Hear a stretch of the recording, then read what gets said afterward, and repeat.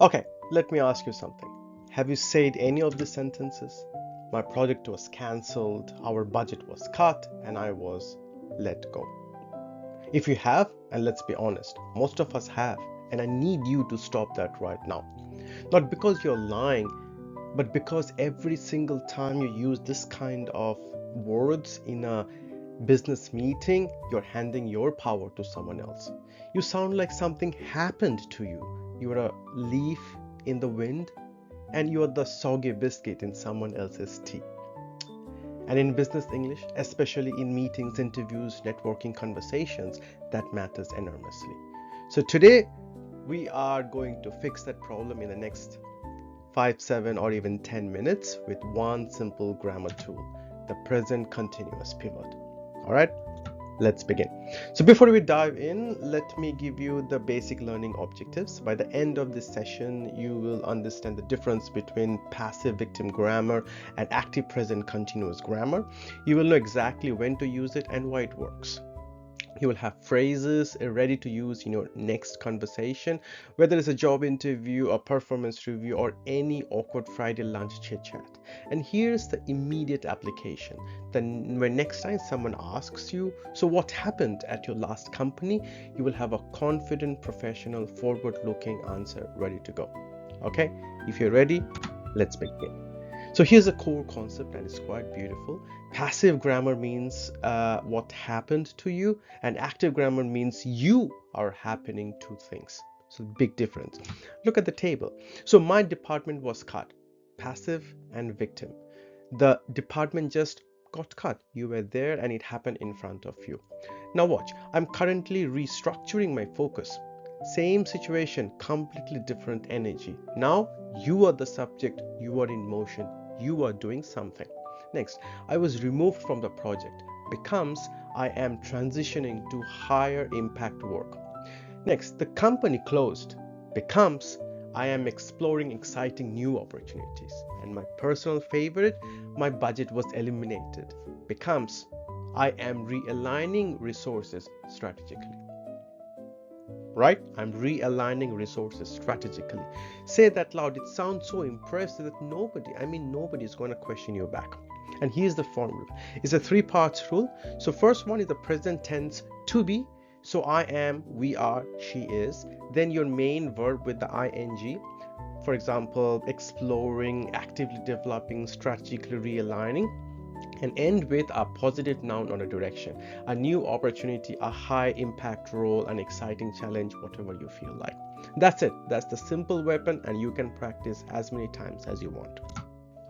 So let's start with the first quiz. And yes, we are doing it right now in the middle of the lesson because research shows you actually remember things before and better when you practice early. So here we're going to go. I'm going to give you 3 passive sentences and I want you to write them and rewrite them using the present continuous active grammar which we just learned. I will possibly count around 2 to 3 and then I will give you the answer, and or else you can just simply pause and think about the answer, rewrite it and look for my answer. Okay, so the first one, my role was made redundant. What's your version? Okay, think about it, write it down. Sentence 2, our team was dissolved. Okay, think about it, write it down.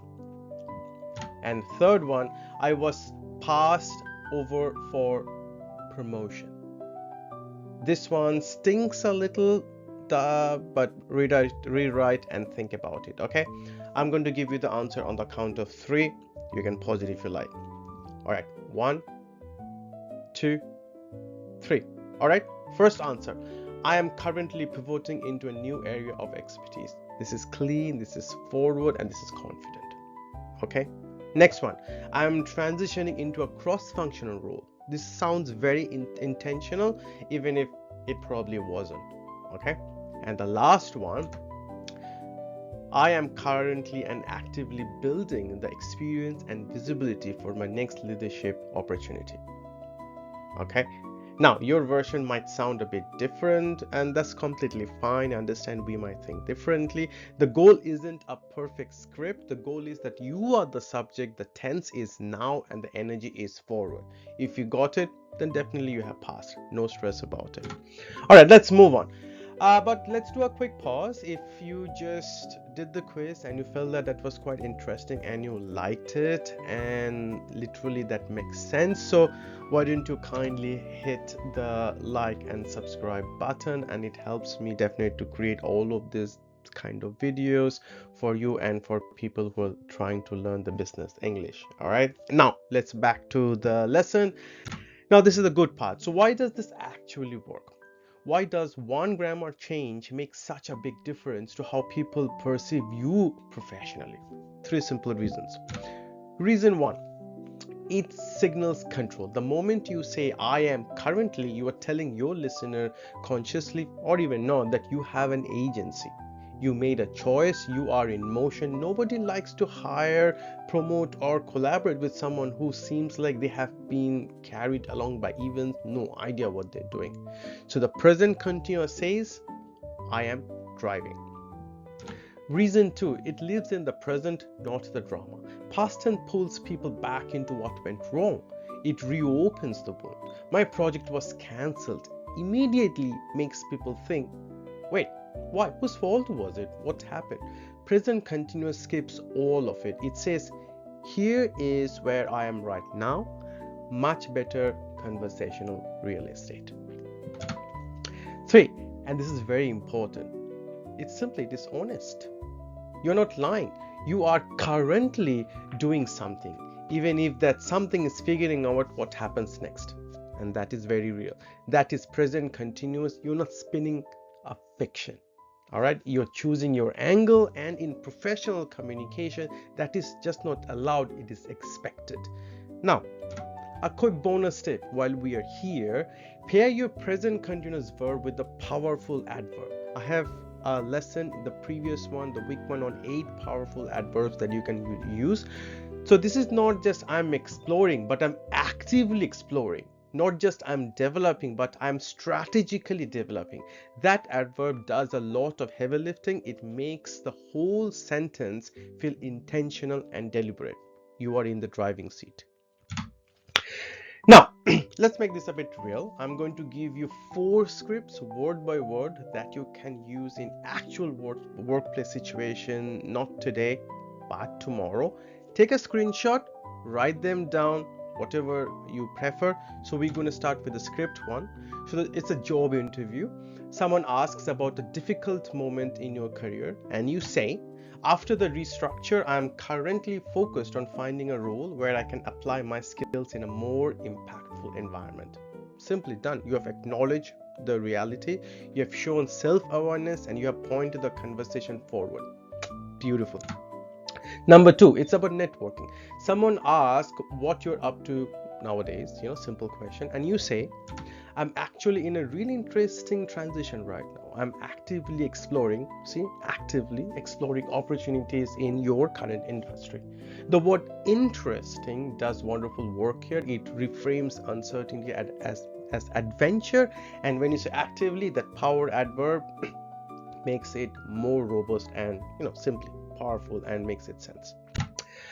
Number 3, so this is about performance review. So your manager asks how you are developing, and you would answer, I am continuously refining my approach to the relevant skill, and I'm already seeing strong results in that specific area. See, specific, confident, and power moving. And the 4th one, and this is the one you will use most often when someone asks what happened. You smile and you say, great question, my friend. I'm currently channeling that experience into something really exciting. So, what's the translation of all this 4 script? None of your business, but say it in the most elegant business English as possible. All right, final quiz. This one is a bit harder because it's contextual. You have to respond like you're actually in that conversation, and I want you to again pause, write your answers in the comments, and then come back. if you can possible. This might be a little extra step, but this helps me to see whether you're actually actively participating and literally, like learning something or not. Okay, so scenario 1, you are in a business lunch and someone says that I have heard your company had some layoff recently. So how do you respond? Think about it. Scenario 2, a former colleague runs into you and says, weren't you working on a different team last year? Think about it. What would you say? And scenario 3, someone in industry says that I saw the news about the downturn in your sector. How are you doing, mate? So what's your professional answer? All right, I'm going to count up to 3. Maybe you can pause, write your comments. No stress if you want to write on a piece of paper and write it in the comment section later. Okay, no worries, but it's all about you learning and practicing about it very quickly now. Are you ready? Answer in 1, 2, 3. Scenario 1, yes, it was quite a period of change. I'm currently using it as an opportunity to focus on the direction I actually want to take my career to. Calm, positive, and absolutely in control. Okay, scenario 2, yes, I'm actually transitioning into a new focus area right now. It's been a really valuable shift. Simple. Do not defend yourself. You're not over explaining. You are just forward motion, and you're exactly stating what you are doing and what you're thinking. And the third one is definitely a dynamic time in the industry. Personally, I am actively positioning myself for where I think things are heading, which is exciting. Just one thing, it says personally. Do not say I personally think. That's grammatically very wrong. This is basic grammar, which of course I'm not teaching here at this moment, but I have seen people literally making that mistake, using personally and then using I at the same sentence. Okay, anyway. So this third one is gold because it makes you sound ahead of the curve and literally not behind or even thinking about it. So write your versions in the comment. I read them and I do seriously read them if you write them. Okay. So today's lesson, what you have learned is the present continuous pivot. The passive grammar makes you sound like a victim, and active present continuous grammar makes you sound like a leader, even when the situation is the same. So you have the formula. I am plus verb which ends in ing plus a positive direction. Same. So you have 4 real world scripts. You have done 2 quizzes, simple quizzes. And you're leaving this lesson with tools you can use in your next professional conversation. So here's the homework. And yes, I'm giving a homework to you. I'm acting like a teacher. Okay, so before you go to sleep tonight, make 1 passive sentence from your own life, something that happened to you, let's say at work, and rewrite it in present continuous. Just 1. Write it in the comments if you can, no stress.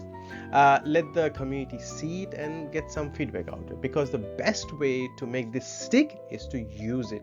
Today, someday, doesn't matter. But at least if you can start it today, someday will become a great day for you. All right. So if this lesson again has helped you, even just a little, I hope it does. So please kindly like and subscribe and share it with a friend who needs it.